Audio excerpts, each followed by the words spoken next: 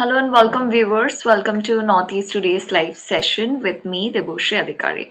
Today, for our session, we have somebody very special. He is Samir Bordoloi, an ecological farming expert, the Secretary General of Spread Northeast, that teaches young farmers about the ecological farming, budget-friendly ecological farming practices. He is also a farmer. And so, without further ado, let's get to know all about him and welcome our guest of the evening, Samir Bordoloi.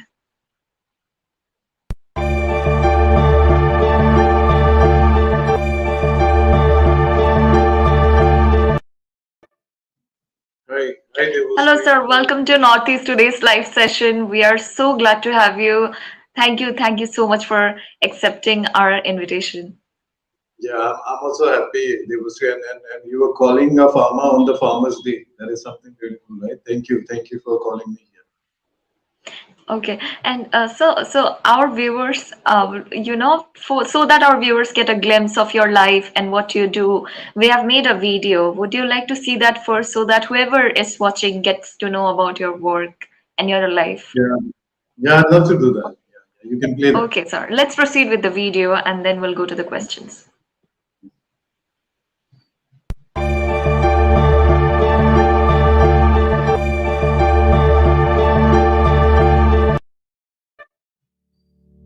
Samir Bordoloi is a social agripreneur and the Secretary General of the enterprise Spread Any. He is also an ecological farming expert and a farmer. At Spread Any, Samir Bordoloi teaches farmers about low budget ecological farming practices. He trains them to become successful social agripreneurs, which he refers to as Green Commandos.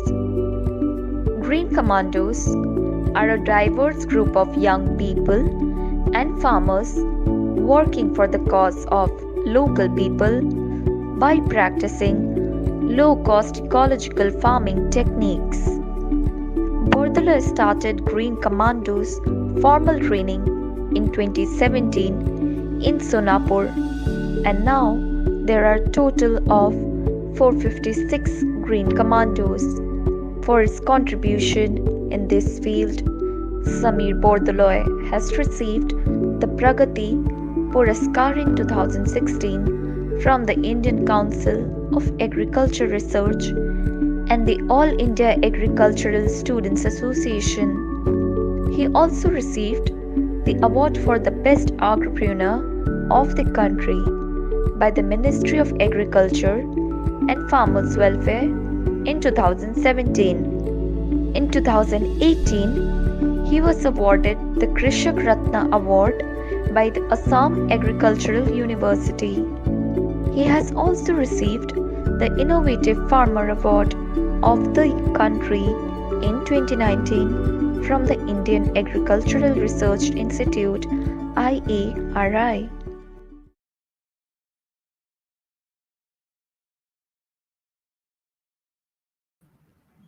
Wow, so the work. Sir, did you like the video? Yeah, it is nice. You made it very beautifully. Yeah. It's Thank you, very thank nice when it's very nice when you look back when you walk. Right? Thank you Right. for that. Thank you, sir, for we love. It's an honor having you here, and it was a very nice experience making the video and everything. And looking at it, like, sir, you have had a very different life journey. Like most people wouldn't do what you are doing in life, and you are doing it so well. So, like for my first question, I'd like to ask, like, what does being a farmer mean to you? Because you use the prefix a farmer, Samir Bordoloi. So what does it mean to you about farming and cultivation and agriculture? Tell us about that. There was a farming is not just a job for me. Like it has become a way of life for me. I'm so Hmm. proud to call myself farmer, so I prefix farmer in front of my name, and I tell it everywhere I talk that when doctors, engineers, professors, they're so proud of writing their own profession as a prefix to their name. Right. We farmers feed the whole world. So why should I feel shy about saying that? And it's so important Exactly. that we glamorize the profession of farming. we bring more youths to farming. So farming now is a passion because farming is something where you have all kind of life skills attached to that. I talk. It's a passion for me. You need to be patient. So much of patience is needed. You have to read this big book called Nature. You read practically nature, how we grow a seed into a beautiful plant and a flower, then a fruit, which is so beautiful experience. And when you see that fruits give you the seed, which again regenerates life in this world. So you be close to nature, you are close to the roots, you are close to the soil, which nurtures everyone. So I feel farming is something which is my life and my passion now. Wow, sir, that's such a beautifully put answer. So for so that we will be talking about your enterprise spread anymore. So before we proceed to that, we have a small video of you, explaining, talking about farming. So we would like our viewers to see that. Is that fine? Yeah, Okay, sir. just go Let's for it. yeah, let's watch the video. মোৰ নাম সমীৰ বৰদলৈ, কিন্তু মই নিজকে farmer Samir Bordoloi বুলি কৈ পেলাই ভাল পাওঁ। মই ভাবোঁ যে যদি এজন ডক্টৰে নিজৰ নামৰ আগত ডক্টৰ লিখিব পাৰে, এজন ইঞ্জিনিয়াৰে নিজৰ নামৰ আগত ইঞ্জিনিয়াৰ লিখিব পাৰে, প্ৰফেচাৰ এজনকে নিজকে প্ৰফেচাৰ বুলি কৈ পেলাই ভাল পায়, সকলোকে ভাত খুওৱা মানুহজন কৃষকজনকে নিজে কেতিয়াও কৃষক বুলি চিনাকি দিবলৈ লাজ কৰিব। তো সেইকাৰণে নিজৰ নামৰ আগত ফাৰ্মাৰ লিখোঁ, ফাৰ্মাৰ সমীৰ বৰদলৈ বুলি লিখোঁ। মই এজন এগ্ৰিপ্ৰেনিয়ৰ, মই কৃষিৰ উদ্যমিতাৰ লগত জড়িত। মই এগ্ৰিকালচাৰ ইউনিভাৰ্চিটিৰ পৰা গ্ৰেজুৱেশ্যন কৰাৰ পিছত মই অৰুণাচল গভৰ্ণমেণ্টত এটা এগ্ৰিকালচাৰ এক্সটেনশ্যন অফিচাৰৰ চাকৰি পাইছিলোঁ। সেই চাকৰি বাদ দি পেলাই তাৰপিছত মই কিছুমান কোম্পানী যেনেকৈ টাটা কেমিকেলছত কিছুদিন চাকৰি কৰিছিলোঁ। চাকৰি বাদ দি পেলাই চিন্তা কৰিলোঁ যে কেলে So, sir, like you explain that so beautifully, like you talk about how you left your job and then you proceeded, and you are now the Secretary General of Spread Any. So, tell us more about Spread Any. When did it start? How is it going? And how many members are there, like in your enterprise right now? Yeah. See, this whole journey is of like co-evolving with so many people I have met in this whole journey, right? After studying agriculture and opting to be a farmer, leaving a job, and the learnings which we get in the university is theoretically so correct, but practically we have to adapt and we have to know more about farming, which led me to meet so many people, and that resulted in meeting many people in life who has got so much of their mark on my life, and that led to the formation of a very beautiful social enterprise which we call Spread Any, which is actually Society for Promotion of Rural Economy and Agriculture Development in the Northeast. So the basic thing which we do here is more how we attract young people to farming, and in this whole journey, what I felt, Devosri, is that yeah, I'm so proud to call myself farmer, or I see that farming is such a beautiful work which we can do. But I'm also surprised. I was surprised when I was going through this whole journey. I was surprised that food being the biggest industry, nobody sleeps without food. But no farmer child or nobody in this world dreams to be a farmer. So that is how we thought that we have to glamorize this profession. We have to make it more how we attract more young people. So the basic thing which we do in Spread Northeast is to create young social agripreneurs who grow with the strength of the region. When I talk about my beautiful Northeast, Assam, Nagaland, Arunachal, Manipur, Sikkim, every state is such a beautiful greeneries we have, the biodiversity we have. So the young people have to be the custodians of the whole resources. And it's very important that we make them arise and awake to be the custodians, to take charge of what they have and build their livelihood on the all internal strength, which is an inherent quality of us. right? We have inherited those things from our ancestors, the whole traditional knowledge, wisdom we have in the whole in the villages, the whole local food wisdom which we have. So this thing makes into such a beautiful package to grow our livelihood. That is how we started this Great Northeast. We have established a Spread Any Farm Learning Center in Sonapur, which is just 25 kilometers from Guwahati.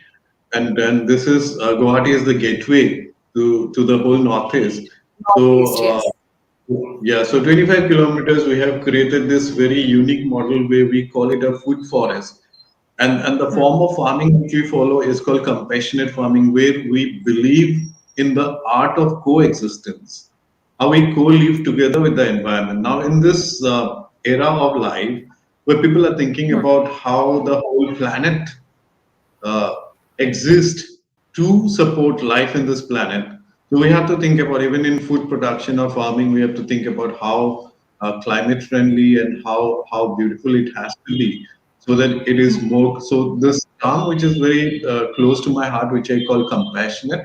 So we do all compassionate farming. We are creating a food forest there, and we made it into a training center for the young people and the farmers to come there and learn this whole skill of farming with nature, with a very low cost, where you take nature more as capital and take it forward to your communities and build those very beautiful resilient villages and farms and farmers who will grow with the inner strength, that is the natural strength of Northeast. So Okay. this is what we do in Sangli. We are working with more than 15,000 farmers. We are working with more than now 600 young people, and we have created many villages. With me, the team is also a mix of knowledge. We have uh, a renowned vice chancellor of this whole region who retired and who is leading as a president of our the whole organization, Professor Kamal Bujarbulwa sir. We Okay. have mix. We have mix like see, agri plus culture is agriculture for me, Devasri. Agri means soil and culture is how we culture the soil, if I define it scientifically. But for me, it's like soil and Right. the culture of the region makes our beautiful villages. So we have to keep the youths in the soil so that our culture don't disintegrate. So we have a mix. Like we have experience like columnists, authors, and then this is a group of 7 executive members who are from different fields. We together and with all my Green Commandos, which I'll be talking later on, and all Yeah. the farmers. We make into a family which I actually dream to create a tribe of Northeast, which is totally dependent on nature and how we take care of nature and go ahead in life. Okay. And sir, you just mentioned about the Green Commandos, and whom I believe are the members of Spread Any, and we saw pictures of them along with you just now on the screen. This young people surrounded by you. So, like, who are the Green Commandos, and how do you train them, sir? Like, tell us about the process. Yeah. This whole I have to just give you this story how this whole Green Commandos concept came. Okay. After I told you after I left my job and I opted to be a farmer. I was also a Right. cozy in Hindi is like I was searching for myself, like how I learned more farming. And being a backpacker, I was moving around the beautiful villages of Northeast, Nagaland, so beautiful villages, Arunachal, Manipur, Meghalaya, Assam. So I was with the very traditional farmers going inside, and then I started a program called Yatra. Just it came, and social media is so strong, so you just give a post and you get so many people coming together with you. So many young people opted to be doing some internship program with me. So I have some young people as interns with whom we used to take our bikes and then move to the villages with our backpacks and then go stay in the villages and walk there and learn from the villagers. And also we share what we have learned from other villages, like the whole concept and my whole journey of moving around and searching for that traditional agricultural knowledges which can be very climate friendly and very nature friendly. So we used to share them. So once in a very remote village, it's called Songno in remote Nagaland. So with my three of my interns, young guys, We were just staying in the village for 15 days, and we were teaching the skill of composting to the villagers, and also learning the traditional skills there, how to save the local seeds and all. And then Okay. returning, it was a very muddy track in the mountains, like it was like the roads were like all muddy, rain, and even our bike wheels were not moving. So one of my commando, his name is Thomas. He's from Mao in Nagaland, and he was holding a chart paper case. You know the chart paper case. It looks like a gun. So he was. We were moving a bike, and he was holding that chart paper case. And from the other bike, he asked me, "Sir, how do I look like?" So it was whole greenery and just beauty of the nature. And I told him that you look like a commando, but you look like a green commando. So that is the time when it came to my head. Okay. And So that's very. yeah, and my moving around with the young people in the villages and asking them what they want to become in Northeast, I found that most of our young people in villages, they wanted to be a part of the armed forces. They want to join the CRPF. They want to join the Assam Rifles. They want to join the army. And then I found that if they don't get it, so they also opt to become like the security guards, in like where you get another uniform and a disciplined lifestyle. You become a security guard to a private security agency. And also I found in many remote villages that if you don't get that, or if you are motivated, like some negative energy comes and motivates you, you go to the jungle and take up the gun also to become a revolutionary, which they call revolutionary kind of guy. So I was just thinking that how a guy from this beautiful villages can think about even giving their life for a cause they think about. So, and I see farming is also a profession where you need so much of discipline, so much of structured way of living. Like morning, you wake up early, you go to nature, you walk with nature, you climb mountains, you do things. And then I remember those lines of our former Prime Minister Lal Bahadur Shastri, Jai Jawan, Jai Kisan. He made it like that. And the disinterest of our rural youths in farming, like for which they were not interested in the conventional way of farming, and they go out of the villages. I'm talking about the rural to urban migration. I felt that okay.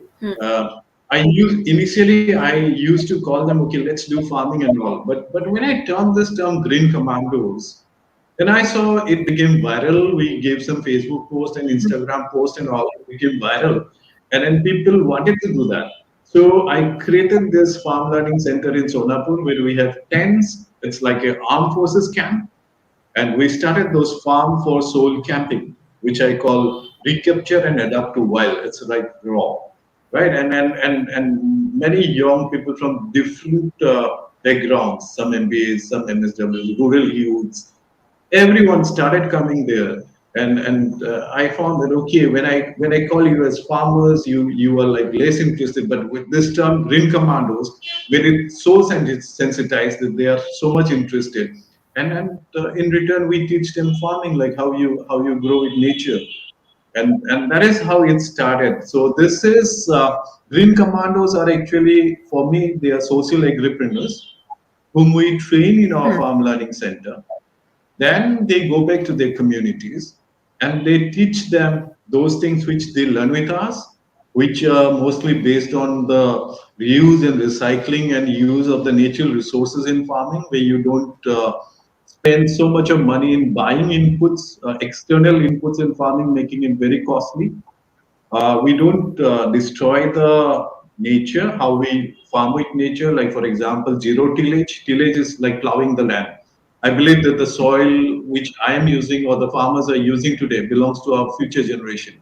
We don't have the rights to put all the tractors and power tillers and the spades every time to the soil. Rather, how we grow it through zero tillage farming, where we don't do this tillage, how we learn from the jungle how the plants grow there without any farmer, and we look at this coexistence, how the birds eat the fruits, they don't digest the seeds and litter it, and a beautiful plant comes out of that. The deers and the cows move around, They eat the grasses and the herbs with the seeds. They litter, and again, all are regenerative. So it's so important that we create human being also to some kind of regeneration where we make our fingers and the hands green, how we plant our food, how we grow our food. And that's how we train the Green Commandos. They go to the community, they train them, and they form a social enterprise, how they lead a market-led extension. And when they do it, we use three C's, Devasri. This is first C is conservation, how we conserve our local wisdom, how we conserve our local medicinal wisdom. Then we call it consumption, that is nutrition, how we grow our own food and how we consume it, and then stay strong. And then third is the commercialization, where I feel in Northeast, we cannot be one social entrepreneur or one agripreneur or one entrepreneur. It has to be a social enterprise where we come together with our surplus and give the world wellness food. Wellness food is wellness living, wellness food, wellness tourism, wellness clothing. Everything is a fashion now, where people think about what they eat. And the wellness food industry is more than $500 billion, thanks to the COVID virus also, which is making it more bigger now. So the farmers, when we come together, and this whole local things which we have in our villages, which we have in our forest, these are the very valuable products for the wellness food industry. And these Green Commandos, I'm grooming them to be the custodians, to become the social entrepreneurs, where they lead those small, marginal, and tribal farmers of our region to the market and give the whole humanity good food, healthy, healing food, I call. Because what you eat has to be healthy, it has to heal. And as a farmer, I feel more proud, Debussy, because I feel that farmers are the future doctors. Because doctors can make a sick person good, but farmers Right. can stop becoming sick because he can give you such immunity building good food, which Exactly, exactly. Absolutely. which you can eat, which you can eat, and you can be strong. That is what the Green Commandos do. That like you are even helping the not just the people but also the environment, healing the environment, healing the people. That's such wonderful work that you're doing, sir. And on the topic of Green Commandos, we actually have a photo, like for our fourth question we have a photo of you with this young people. I'm assuming they are the Green Commandos. Like would you tell us like I'd like would you tell us about this photo, like what was happening here? Okay, this is a beautiful thing which we do in the Green Commandos. We have level one, level two, and level three Green Commandos training camps. This is the first level training where we have 3 days farm camping where young people from different backgrounds come and they stay with us. From Okay. morning till evening, we make them roll on like commandos and learn farming, right? So this is I call it forest bath, right? So we do it in the early morning and we do it at night also. This is somewhere I take them inside my food forest because this is a forest which I'm creating where I grow food for the elephants, I grow food for the animals we have, and also we share with them. So this is a compassionate farming model which we have created here.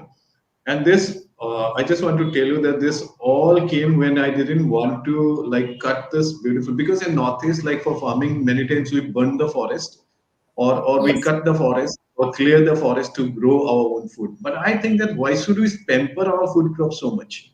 Because when you go to a forest, for example, you go to Kaziranga and you'll see some wild fruits. For example, the elephant apples. We call it Otenga in Assamese. They are bigger Yes. than our gardens in the wild. The gooseberries or the bears, we call it bogori. They are more bigger and they're more sweeter inside the forest. So nobody is there to do that. Nature takes care of that. So we also do that. So this photo shows morning. I take them around. We call it food forest trekking, and at night we give them the forest bath. So this is making them aware and making them believe that how nature uh, is regenerative, right? We human being think that we are the sole animal in this world and we can rule the world, we can create it with our brain.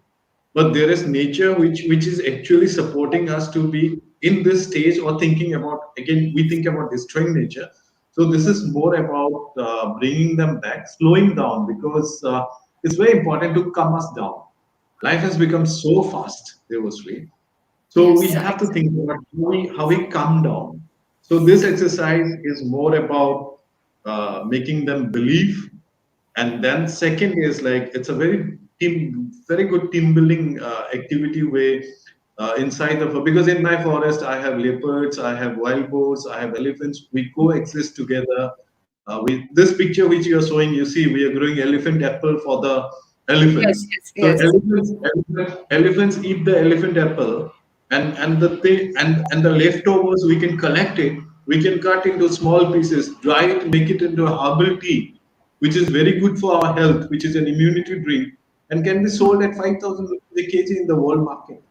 So low volume and high value crops living together with the elephants. For example, the elephants come to this forest and they love to eat the tender top part of the bamboo we plant. Bamboo is the most carbon trapping and most environment friendly plant. So they bend it down, they eat the top part, but they make us accessible to the tender leaves of the bamboo, which we can cut it, dry it, and make it into bamboo leaf tea with so much of high silica, which is an immunity drink, can be sold at 2,000, 5,000 rupees a kg in the market. So how we coexist with nature. So I take those youths inside the forest, and I take them at night also. This is something interesting, which Wow, that's without very light. sounds exciting. Without lights, I take them inside the forest, and we sit there for 20-30 minutes inside the forest, and we just calm down and think about who actually we are in this world. Uh, Believe me, everyone now 646 Green Commandos trainees who have gone through this, everyone comes back and we reflect that we don't need the light. We don't need the, even when I put the light back in the classroom, they get irritated. That is something which roots is. So it's very important to make us know about our roots to keep us calm down. And it's style now which is called slow and active living. How many times I when I speak outside, many people tell me that you have all kind of resources, but we also have a word which is prefixed to us. It's called land of lahe lahe, or northeast, like people are very slow. But I Yeah. feel I'm a very proud. I tell myself that I'm a very proud, slow farmer of Northeast, because I can do it, because still we have got so much of nature and we live with nature. That is how we live, and that is something USP for the region, that we can live slow, because slow doesn't mean lazy. It is also very active, right? We climb the mountains, we grow food there, we keep it to nature to grow it, then we go back and pluck it. It's not very easy. The women farmers who does climbing every day, and then they grow food, they collect food, it's not easy. But the life, you just think about diversity. When we go to the villages in Northeast, many times I feel many people come and they say, okay, we have to change the life of people, we have to make their life better.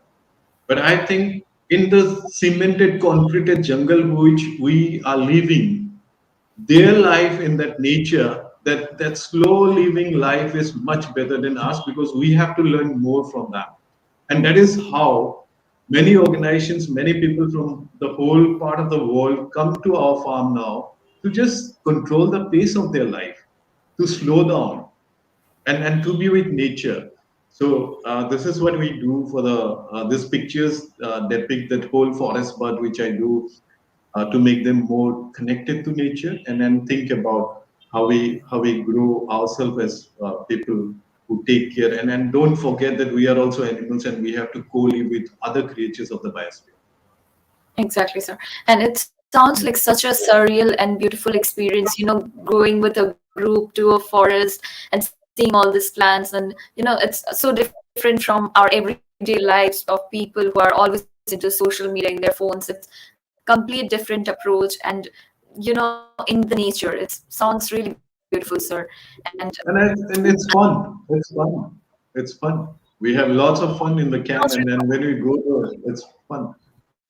Yeah. And sir, so talking about farmers, like you use the prefix of farmer, like you call yourself farmer Samir Bordoloi. So, talking about the current state of farmers in our country and of the Northeast, do you think farmers of Northeast are rightfully paid? Uh, this is a very vast question. If I go to answer it, it will be like there there there are like so many things which are coming. I don't think that farmers get the better price for whatever they do, the hard labor. That is why no farmer child wants to be a farmer. All the professors teaching agriculture and farming, all the people who are promoting farming, they also don't dream their kids to be farmers, despite of being food big the biggest industry, right? All food giants are there. Like you talk about when we talk about chicken, we talk about KFCs, we talk about Nestle and all. Just imagine Nestle selling so much of one product called Cerelac for every kid in the whole world, right? Everywhere it is sold, but the main constituent of the product is rice or wheat or some fruits. So what I believe that farmers should have been rice farmers, wheat farmers. They should have been moving with Mercedes Benz and all kind of luxury. But see, farmers are never happy. So I feel that farmers are not paid properly. The role of the whole the middleman in the value chain is very much active. Exploitation is there. Another thing which I feel, Devostri, is that farmers will be paid properly, or if we deserve good price, then we have to live with our inherent strength, our identity. Farmers growing Johar rice, farmers growing black rice, farmers growing king chili, farmers growing the local like magic rice, the kumbal chawal, or the turmeric of Meghalaya, or the chilies of Sikkim, or the bird's eye chili of Mizoram. So those farmers growing their local food wisdom, they are paid properly. They get good price because that is a market identity for us. But for answering this question, you also have to understand the conspiracy behind the food, where we farmers are made to depend on inputs which are externals, which I'm talking about industrialization and corporation of the food, where many times those big players in this food industry, they know that they cannot eliminate the whole big race of small marginal tribal farmers. But what they can do is they can make you dependent on their inputs. They know that change the seed, change the food. So if they change the seed, then they know that they are controlling food and they're controlling people. So I'm talking about this hybridization, the genetically modified seeds, which are given to us, changing your food habit. See, so how many kids studying in our schools, they learn about their local food wisdom. We have so many beautiful herbs and vegetables in our region, but nobody is taught about them. Me as a farmer, nobody taught me how to grow a local rice or even my country chicken. They don't teach me how to grow my country chicken. They teach me how to grow those modified broilers, croilers, and all exotic chickens, which I have to spend so much of money. I have to take loan. I have to spend money on them, and just think about my country chicken. Just open them in the morning. They go in the garden or in the forest. They will eat on the insects. They will eat on the herbs, and they are so compassionate. They know that they have a relationship with me. They come back to their cage in the evening. That's a relationship. And then this chicken, when they give an egg, it is a 15 rupees egg in the market.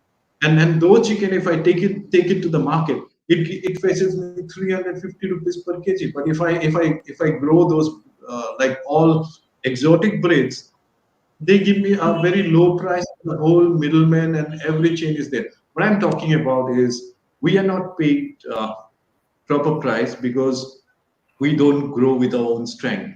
And if we grow with our own seeds, which we can keep for the next year also, that is my independence as a farmer. And then we grow with our own local food wisdom. That is a market identity, and then we'll be getting more price. There are lots of other issues also which dictates this whole question which you are making me. I think the answer is no. The farmers are not paid what they deserve. Okay, sir. And sir, also, like in many of your interviews, you have mentioned about Northeast food insecurity problem. So could you brief us more about that as well? See, food insecurity is something where we have to look back, because whenever I do sessions, see, we have also stopped growing our own food. We have got big homestead gardens. If I talk about the rural areas, we have big homestead gardens attached to us. Our land is there. So much of land is there. We have stopped growing our own food. Debusri, if I ask you what is your favorite local fruit, can you answer me? Yes, sir. I love apple, orange, and Okay. lots. Yeah. Okay, and lots. And if my second question, I used to do it to every young people now. My Mhm. second question to you is, what is the last time you planted your favorite fruit? I Right. cannot even remember, sir. So Yeah. so so there is, yeah, that is the biggest problem. I feel that climate change is the biggest problem, but even we living to grow our own food is a big problem. Many young people like you have uh, they don't get the scope to do that. The gardens have vanished. The farms are vanishing. The farmers are farmers like farmers now we have so many less farmers left with us.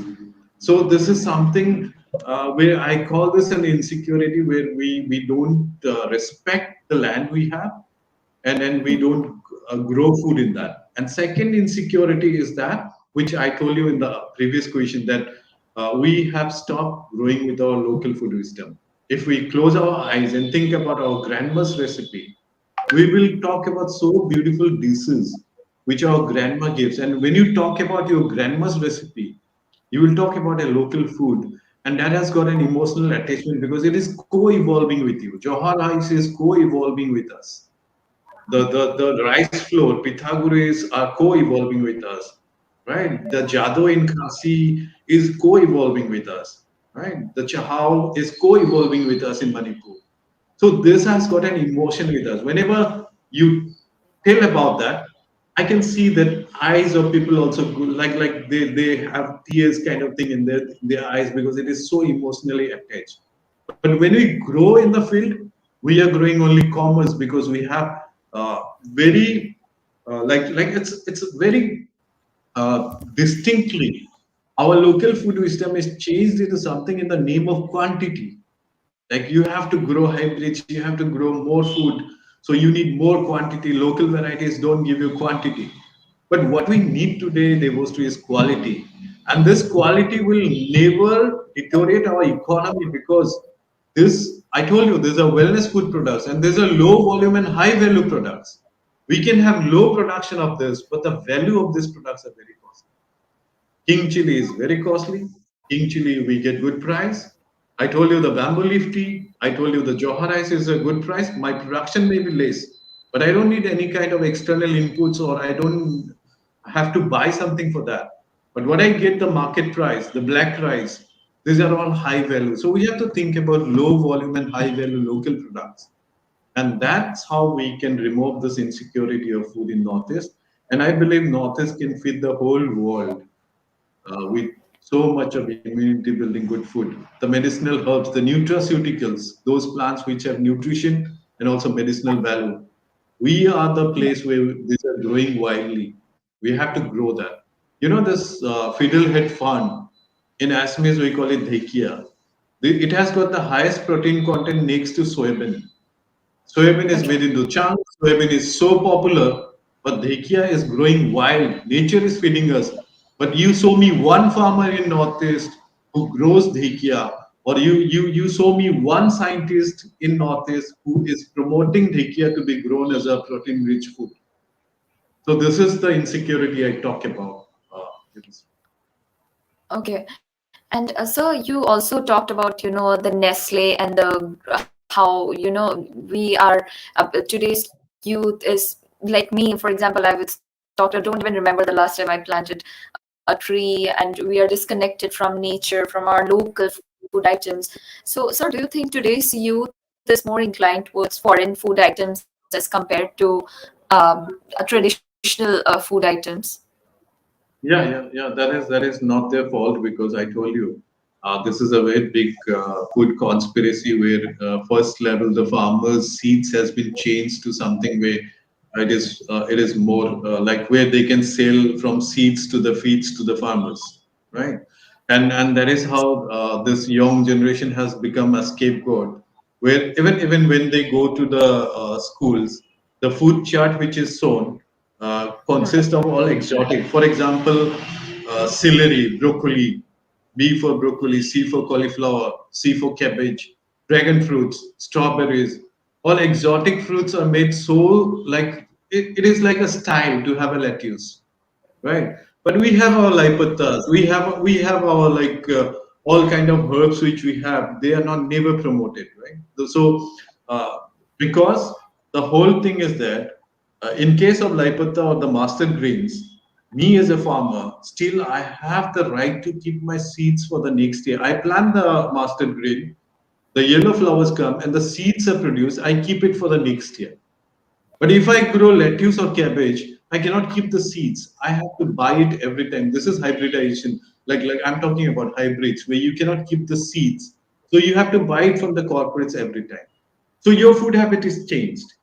You are more sensitized to that uncle selling you chickens. Like I'm talking about like for example, we are more excited of KFC because they have made that into like something where cooking time is less, and when you chew it, it is soft. It is made into recipes are developed around those products which are introduced by the corporates. But the local chicken is still like you have to pull it, right? And you have to have some time to do that. And we people that don't have time, so it has been sensitized. Advertisements, marketings, so everything is there. But that is why what we are doing here is like I know that to conserve the food of the Northeast and the local food wisdom of here, we need a combat to be done. That's why I'm doing is the Green Commandos, where we lead by action, where we conserve it and take it to the market as a social enterprise product and give people. We social media is strong, so advertisement also becomes very easy for us. You have to create a story of your product, and when you create a story of the product sells. So we will. I think we will not have big stars to come and advertise about. For example, we in a village now near Sonapur, we are growing this rosal. Rosal is a very simple crop which can be thrown in the forest and they grow. And naturally, people are doing it. They didn't know the value, but from that we are making now a herbal tea we call rosal herbal tea. And the women farmers with us, they are selling it at 1500 rupees a kg, which was not even sold at 10 rupees a kg. They were lured to more kind of hybrids and all through the schemes that come through the government and other organizations. Now, but they are loving it because they don't need it. They don't have any cost of cultivation in this rosal. They just throw the seeds, they pluck it, they sun dry it, make it into 50 grams packet, which sells at 1500 rupees a kg. So that is how I think we have to do it. So it is not the fault of the young generation, but it's very important to just close your eyes and think about what your grandma gave you, your grandma's recipe. You have to think about that when you buy local, you are supporting a local farmer. You are conserving a local seed. You are conserving your local food wisdom. You are conserving the inherent qualities and the strength of the region. And that is how we can lead an economy which is of permanence. Now, whatever we are doing is an economy of parasitism, everything on nature, like take it from nature, burn the forest, plow the land, plow it every time, put some seeds which can eat all the nutrients of the soil, grow it, take it to the market, and you don't get price. So that is how I think. I feel that the young generation is more interested to say when you eat a burger. I appeal to the youths of the Northeast. When you eat a burger, just think about how many farmers in Northeast are growing wheat. We mostly grow rice. So if it is a rice flour product, you are supporting your farmers. But if you are eating a wheat product, so you're not supporting a farmer. So through your like whatever food you eat, it has to be ethnicity in your food. And when you eat ethnic food, you are supporting local farmers to grow, and then you're conserving that local food wisdom. Oh, so that's some really deep thought. And I personally, I would really, I didn't think about this like in that way, but I would really, and to whoever's watching, I really would like to request everybody to support our like sir just mentioned, the local products and our local farmers.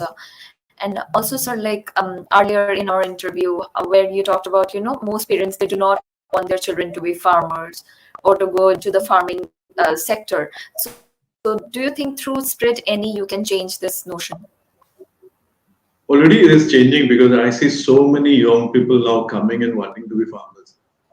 In Spreadany, we don't have like we don't run on grants and we don't have we don't run after like how we get the money. So it is like whoever comes, they has to pay a fees. Like for example, the first level 3 days camp, we they have to pay 4,000 rupees for the whole camp, like 3 days camp for their food and training and everything.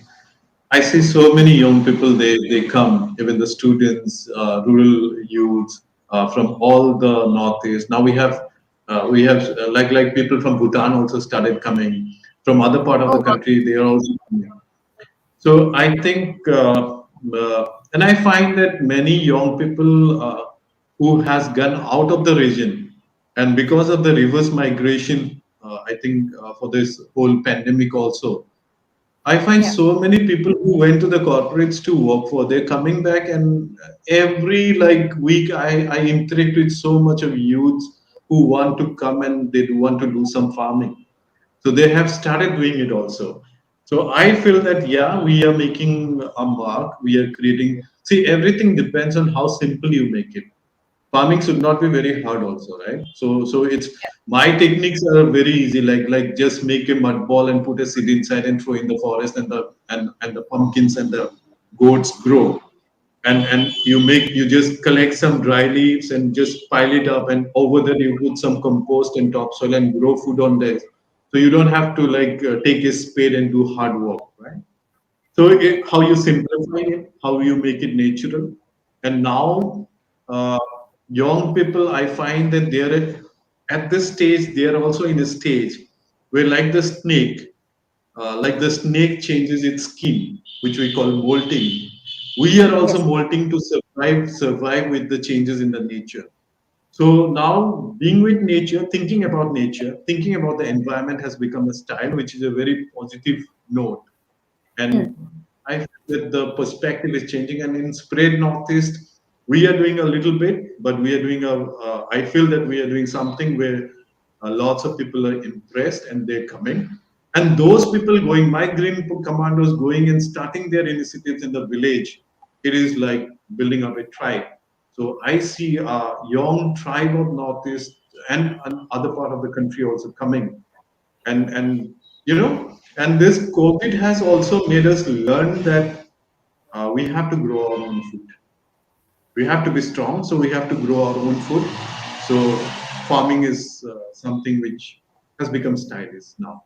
I Yeah, and it see has so. also teaches people to be like self-reliant, no, sir. Yeah, yeah. So it is also self-reliance is also another thing which people. I have a very good example like now how I'm making those people who have come back, who has got some experience of market, who has experience of like how people want it outside the northeast, and we have rural youth. So I am just mixing now my urban green commandos and the rural green commandos together. My rural green commandos have got land. My urban green commandos has got the idea. So we are clubbing them together to make it into a beautiful social enterprise where we take beautiful products to the community. Okay. And so, like, we have this video of yours where, you beautifully explain why more people should take up farming and, agripreneurship. So, we would like to show Mhm. that to our viewers right now, if that's okay. And I'd like Yeah, to, yes, sir? yeah. No, you can go ahead with that. It was Yes, sir. Let's watch the video. yeah. আমাৰ সমাজত যিমান ল'ৰা ছোৱালীবিলাক এতিয়া কৃষি উদ্যমিতা বা বেলেগ উদ্যমী ব্যক্তি হৈ আহিছে, সদায় আমি এটা চেলেঞ্জ আমি সদায় পাওঁ, সেইটো হৈছে আমাৰ ফেমিলিৰ ছাপৰ্টটো। মই এতিয়া বহুত কৃষি উদ্যমীৰ লগত কাম কৰোঁ, তেওঁলোকৰ লগতো একেটা ঘটে যে মাক দেউতাকে সদায় বিচাৰে যে চাকৰি এটাহে কৰিবলৈ পঢ়িছিলোঁ, এই বিজনেছ বা এনেকুৱা ধৰণৰ এণ্টাৰপ্ৰিনাৰশ্বিপ কি বস্তু। মোৰো লগতো সেইটোৱে হৈছিলে, গভৰ্ণমেণ্টৰ চাকৰি বা চাকৰি এৰি দিয়াৰ পিছত ঘৰত খুব চিন্তা কৰিছিলে মাহঁতে। মইতো এনেকৈ ক'ব লাগিব যে এটা সময়ত আপুনি যেতিয়া এনেকুৱা ডিচিজন এটা লয়, আপুনি ঘৰত এটা কালপ্ৰিটেই হৈ গুচি যায়। কেতিয়াবা আপোনাৰ ডাইনিং টেবুলত বহিবলৈকে ভয় লাগে যে আজিতো মই বহুত কথা শুনিব লাগিব। টকা পইচাৰ প্ৰথম ষ্ট্ৰাগল থাকে। বহুত দিন এনেকুৱা আছিলে যেতিয়া মই নিজৰ ডাঙৰ ছোৱালীজনীৰ নাৰ্চাৰী ক্লাছৰ ফিজৰ বহীখনো লুকাই থ'বলগীয়া হৈছিলে যে মই টাইমত দিব পৰা নাছিলোঁ। কিন্তু লাহে লাহে নিজৰ যিটো পেশ্যন, সেই পেশ্যনটো যদি ফ'ল' কৰা যায়, আৰু মই চালোঁ যে কৃষকৰ লগত কাম কৰিছোঁ, কৃষকক যিটো ছাৰ্ভিচ সেইটো যেতিয়া দি গৈ আছিলোঁ, তেতিয়া লাহে লাহে লাহে লাহে ইকনমিক কণ্ডিশ্যনটো বহুত ধুনীয়া হৈ গ'ল। ছ'চিয়েল এণ্টাৰপ্ৰাইজিং মোডটো আহিলে, মানুহৰ লগতে নিজেও আগবাঢ়িব পাৰিলোঁ। তো এতিয়া 3টা ৰাষ্ট্ৰীয় পুৰস্কাৰৰ পিছত আৰু লগতে যিখিনি এতিয়া নিজেই সক্ষম হৈছোঁ নিজকে চম্ভালিবলৈ, নিজৰ ফেমিলি চম্ভালিবলৈ, আৰু বহুত মানুহকো নিজৰ তাহাঁতৰ ফেমিলিবিলাক চলাব পৰাকৈ যিটো যিমানকণ মই কৰিব পাৰিছোঁ তেওঁলোকৰ কাৰণে, সেইখিনি কৰিব পৰাৰ কাৰণে এতিয়া মোৰ মা দেউতা সকলোৱে গৰ্ব ফিল কৰে। একচুৱেলি কি হয়, আমি চব ফাৰ্ষ্ট জেনেৰেশ্যন বিজনেছমেন। আমাৰ ঘৰত মেক্সিমামে চাকৰিয়াল বা তেনেকুৱা ধৰণৰ মানুহে থাকে। মা দেউতাহঁতে চাকৰি কৰিছিলে, তেওঁলোকে কেতিয়াও এই ৰিস্ক লোৱা বা বেংকলৈ গ'লে লোন ল'বলৈ গৈছে বুলি ক'লে গোটেই ঘৰৰ মানুহক ভৰি কঁপিবলৈ আৰম্ভ হৈ যায়, ই কি কৰিব লৈছে। তো সেই মানসিকতাটো যদি আমি এনেকুৱা এখন ফাৰ্ম বা এতিয়া যিটো সোণাপুৰত ফাৰ্ম কৰিছোঁ, ডিমাপুৰত ফাৰ্ম কৰিছোঁ, জালুকী বুলি এডোখৰ জেগাত ফাৰ্ম কৰিছোঁ নাগালেণ্ডৰ, তো বিভিন্ন জেগাত এই ফাৰ্মবিলাক কৰি পেলাই সেই মাক দেউতাকবিলাককো তেনেকুৱা এণ্টাৰপ্ৰিনৰ ক্ৰিয়েট কৰিব চেষ্টা কৰিছোঁ। তেওঁলোককো কেনেকৈ নিজে নিজৰ ভৰিত থিয় হ'ব পাৰে, সেই গোটেই মাৰ্কেট লেড এক্সটেনশ্যন এটা থ্ৰু দি পেলাই হেল্প কৰিব বিচাৰিছোঁ, যাতে মাক দেউতাকৰ কনফিডেঞ্চটো অনাও দৰকাৰ আছে। তো সেই বস্তুটোৰ লগত আমি কাম কৰি আছোঁ এতিয়া। Yeah, so like that's like a very brave decision you took, like, leaving a corporate job. Not many people will do that. And then you took up farming, like many people consider that to be a risk. So was it terrifying leaving your job? And then, what was the reaction of your friends and family when you initially did that? Because, having a family, most people would consider that to be a risk, not financially stable. So, like, what happened then? See, this is something which has been education nowadays has been made to create only white collar jobs, right? This is what is a perception, right? It's rather than changing your behavior, it is becoming like, okay, if I am studying something, I should get a job, and if as a parent I'm investing on education, so my kid has to get a job, right? And job means uh, a monthly salary which comes to you, and like people say it is secured, but I don't know how it is. And this is a stereotype which the whole society is facing. Even for me, I told in the video also, initially it is very difficult for our parents also, because they are groomed like that. They have been groomed like that, that they don't believe on that something like farming can be make you sustainable, or it is possible. So this is very important that you build up on this. In my part also, I took some time to convince my family, my friends, that this can be a profession where uh, we can stand up, and we grow with that. This now I'm facing in my villages also. Sometimes I feel that education system takes my farmers' kid away from farming. I will just give you an example. The history of this beautiful village near Meghalaya, in the So, foothills of Meghalaya and in the border of Assam.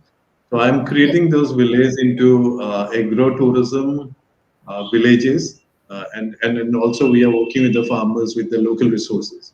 My challenge there is, I don't find a farmer there in their land. They have got big land, but all the farmers have migrated to like 29 kilometers from the village, down on the highway like Jagi Road or Sonapur. They stay there in rented houses only to pursue the education of their kids.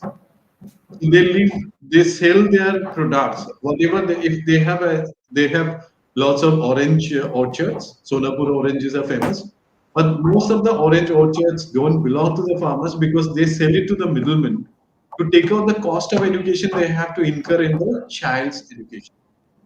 The mother has to come and stay in a rented house. Farmer leave the job of farming and they come and become daily wage laborer in the highway or in urban places like Sonapur. And they have to rent a house 5,000, 6,000 rupees per month, food, education, everything. So I'll just give you an example. In a village called Pisamseru, I found a class 7 guy. I made a video and put on my Facebook also. I got so many friends all over the world coming and helping me. Uh, this guy, he makes beautiful bamboo like items. For example, he makes fish catching item. We call it jakoi kawai.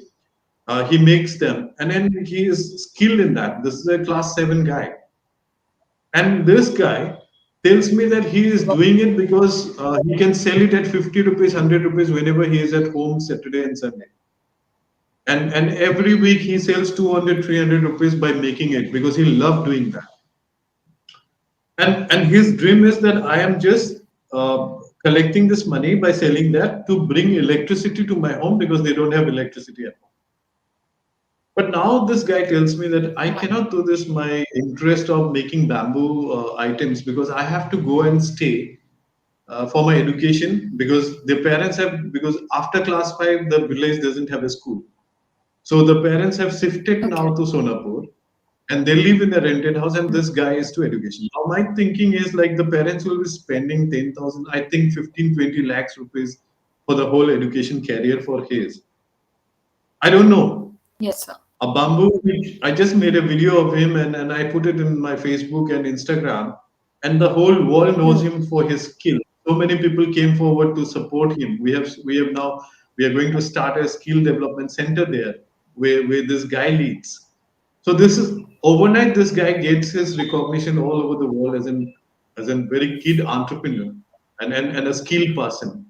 But I know this formal education is needed, but it is also killing his whole skill of doing that and his whole way of how he becomes sustainable more through that. Because I don't know after 20, 25 lakhs of money spent on his education, what kind of job he is going to get. Would he be able to support his parents or would he land up as an unemployed youth? So lots of youths in the villages, I find they come out for education, they drop out 19 years, go back in the villages, again you start farming, but they're not motivated, get frustrated, child marriage, everything is coming up in the society. So what I feel is we have to think about how we think about our schools giving those skill-based education centers. I think in villages, in rural areas, we have to think about how we make activity-based learning program. And mainly, agriculture is something which is 70% of the people are dependent on. So I think activity-based learning on agriculture and how this small kid can be taught English, mathematics, everything, not killing his skill of making bamboo items. I think that way, if we go on, then this whole perspective will be changing. Like for parents and the creation of the Green Commandos is also my motive to create that confidence in the parents that see your kid can be more sustainable by doing something which is so close to nature. He doesn't have to take a loan. He has got land. He has got so many bamboo suit can be sold, bamboo leaves can be made into tea, cut bamboo pieces can be made into biochar fertilizers, which are so high value products in the market. And then he can also learn English, Hindi, mathematics, everything which you teach in the formal education system. I think that's how this whole perspective is going to change. Yeah, initially for every Green Commando also in working with me, the challenge is convincing our parents that we can also earn our livelihood through this. And I'm loving doing this. End of the day, it is about your happiness, what you love to do. It's about your passion, what Yes. you want to follow. So this is something which I think parents also have to identify. And then so parents also have to understand. I do lots of program now with the parents also. Okay. Just showcasing all the green rules and then talking to them about what we need in villages. Yeah, sir, it's amazing how you know about the story of this boy in class 7. You said it's so amazing that so many people came forward to support this boy, and there are so many like him. who want to follow their passion in farming but are afraid to do so. But I'm sure things are changing for the good, and with spreading such awareness about it. And also, sir, for my next question, for this picture, sir, that we can see on the screen right now, like, could you tell us about this photo a bit, the background of this, what was happening? Okay, this is something a very beautiful story which happened because my one of my Green Commandos, Rajanu Dutto, he is from Jorhat. So Okay. he came to the camp and Hmm. a confused guy, what to do in life. Like Okay. that stage was like his confusion, Hmm. and somehow he knew about the camp and he came and he became so like he became a very good Green Commando. He went back and Hmm. motivated those all young farmers in the village. He also mixed some elderly farmers and made it into a group.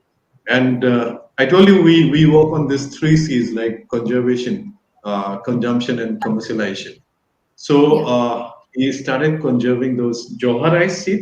Johar rice is the scented rice, Yes, sir. and he motivated all these youths to they were not doing farming, like they were working in some stores, or they were mostly not coming to farming. So he Hmm. motivated them, and that year they did very beautiful. Like I think around 10 bighas of land they cultivated Johar rice, and they packed it and they sold it to Jorhat market. And now also they're continuing doing that and they're practicing it. So this is like again Green Commando going and motivating more youths in the villages and bringing them into this same line of how we lead a market-led extension for the small and marginal farmers of our state. So this is something, and I heard that they have started this. So I just drove into the village and I started working with them. So this is Okay. a picture when we were talking about how to go about and also adding some other knowledge about going how to do the Johar rice cultivation in the field. Yeah. Yeah, I also read this interview about this student learning about composting from you in her school, and then she going and teaching and talking about it to her parents, and then earning.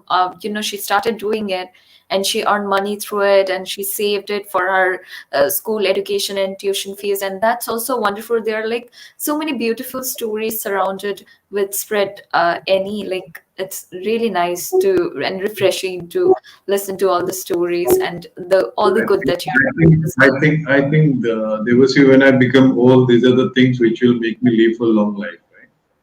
Yeah. I'll just cherish these things, and there's every day I get so beautiful news happening everywhere.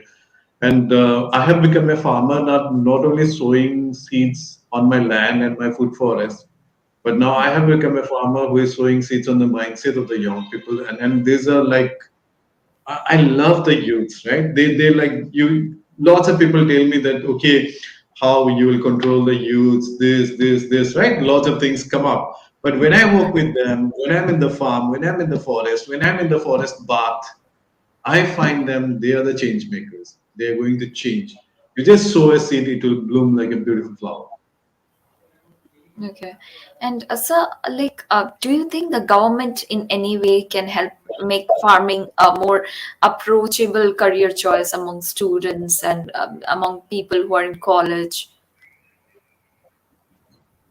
So I think I told you that the government has to think about introducing farming as an activity-based learning model in the whole course.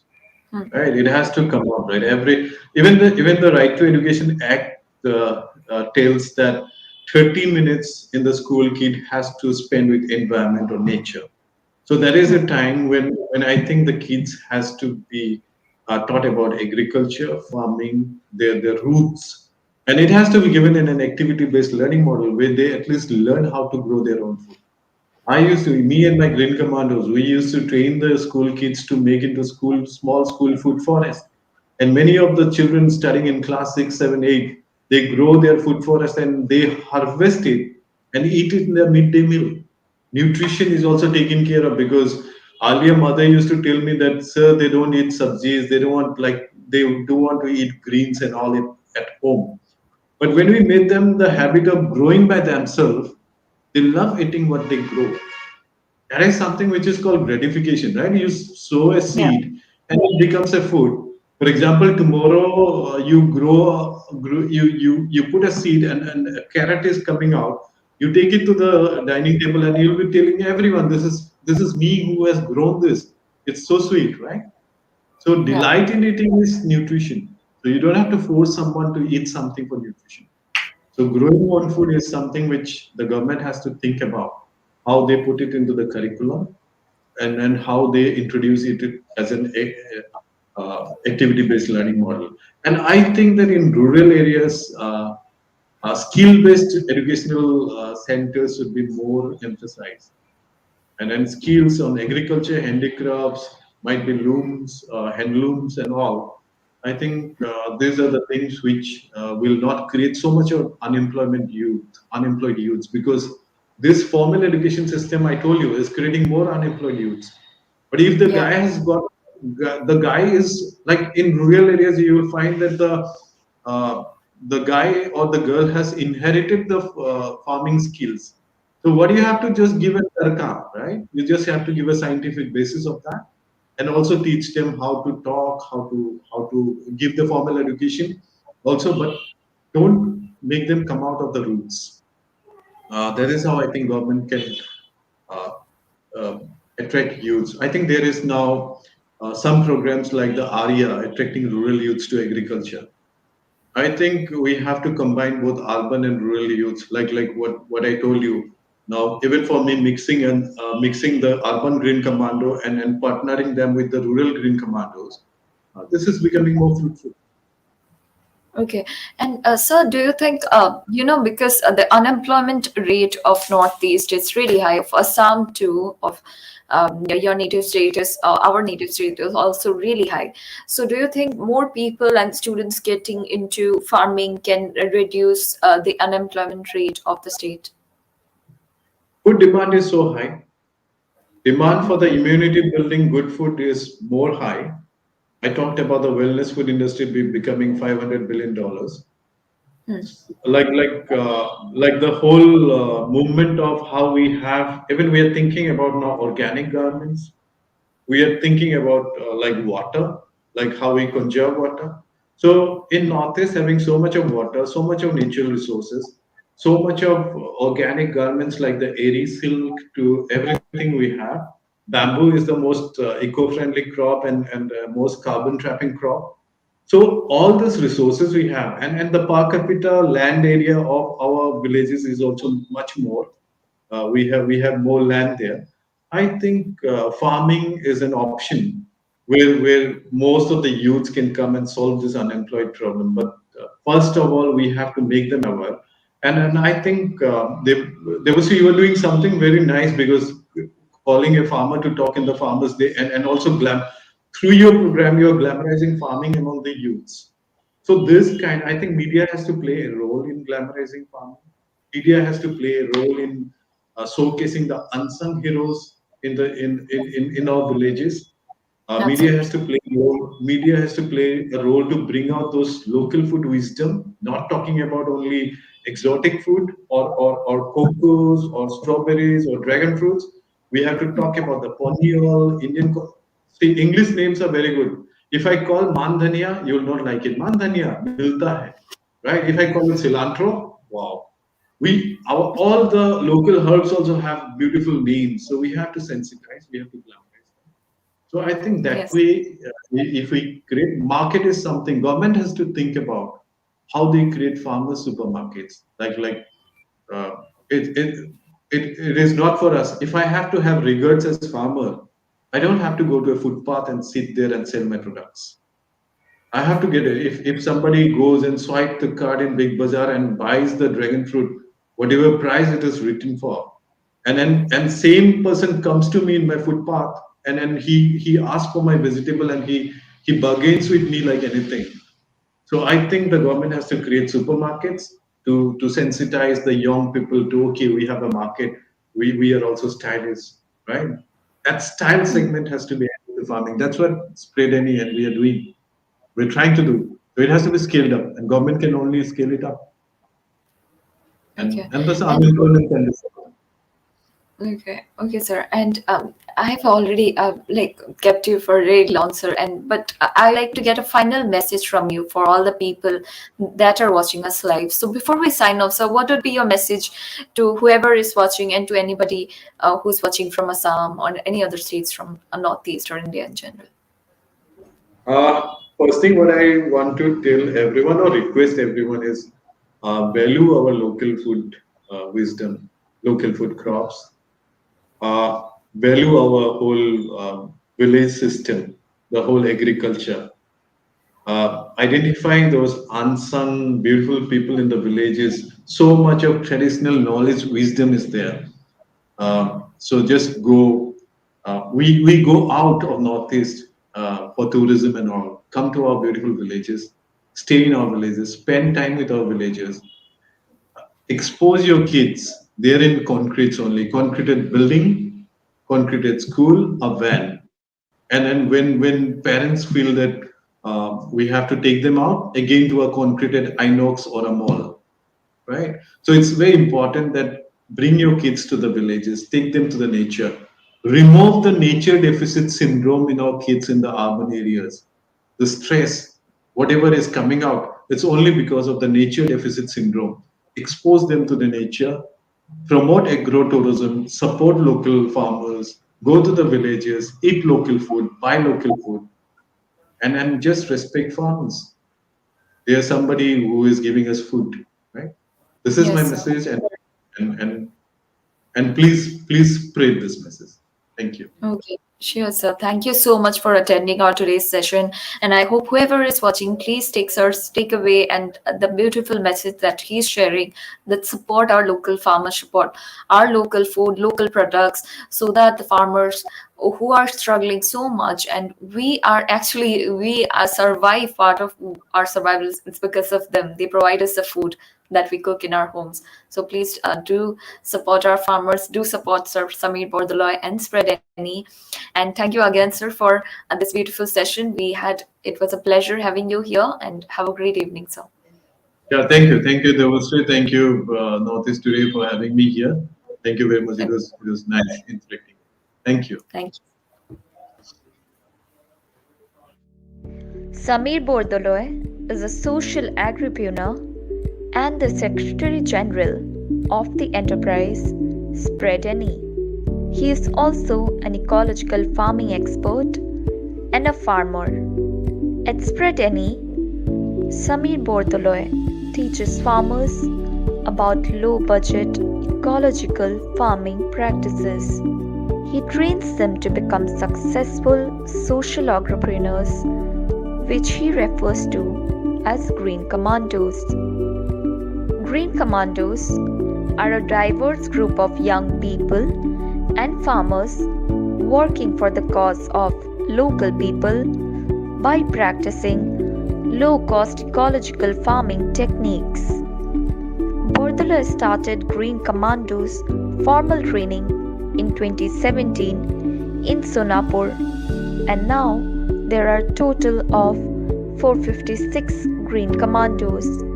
For his contribution in this field, Samir Bordoloi has received the Pragati Puraskar in 2016 from the Indian Council of Agriculture Research and the All India Agricultural Students Association. He also received the award for the Best Agripreneur of the country by the Ministry of Agriculture and Farmers' Welfare in 2017. In 2018, he was awarded the Krishak Ratna Award by the Assam Agricultural University.